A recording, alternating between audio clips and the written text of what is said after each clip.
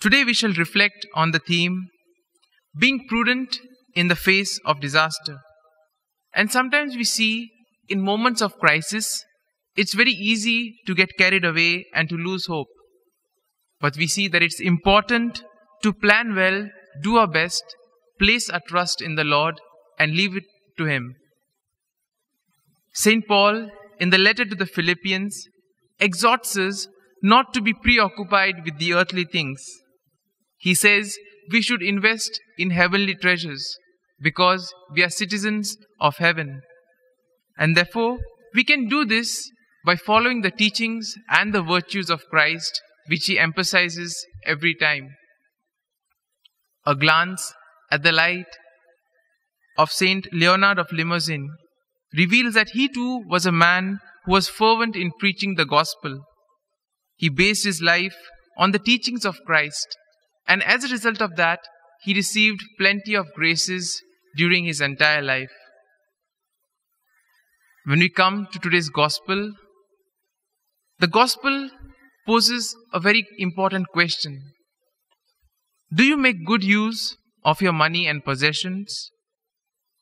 Now we see that Jesus seemed to praise a steward who misused his employer's money. But we may ask, what did the steward do that made Jesus praise him?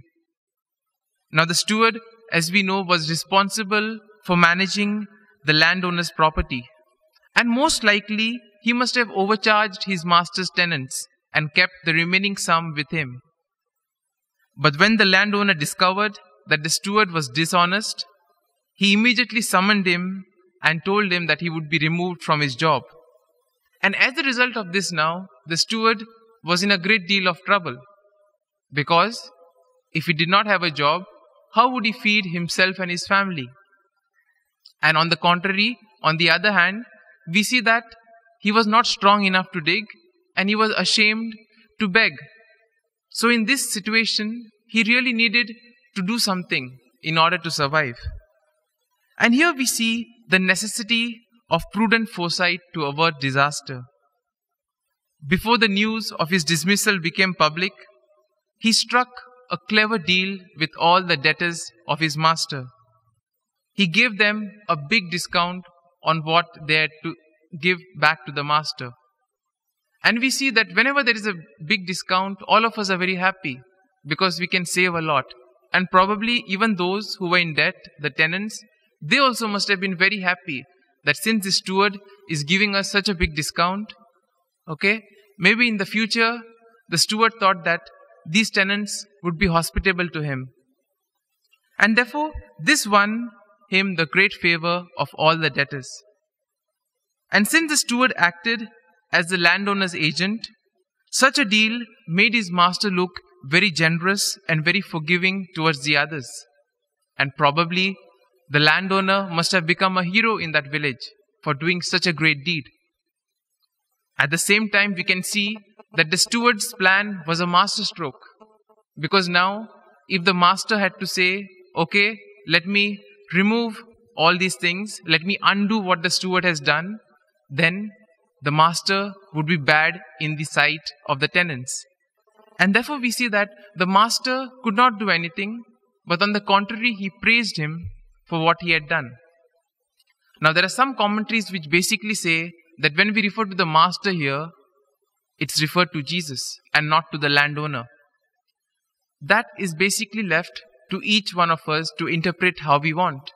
Whether we interpret the master as Jesus or the master as the landowner, the message is clear that we can repair our mistakes by doing good deeds. And we may ask, what's the point of Jesus' parable? The dishonest steward is commended not for mishandling his master's wealth, but for his shrewd provision in averting personal disaster. And therefore we see that the original meaning of shrewdness is foresight.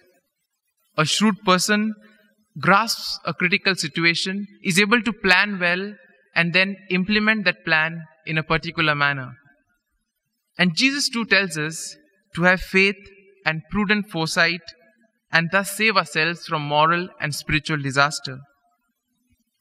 Jesus here is not concerned of a economic or a financial crisis.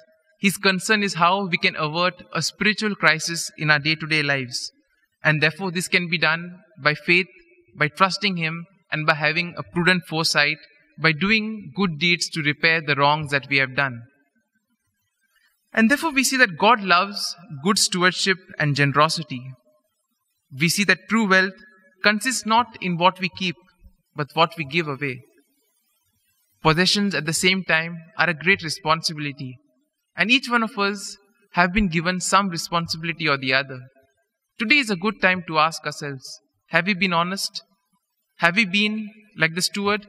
Or have we been how Jesus calls us to be, generous and good stewards?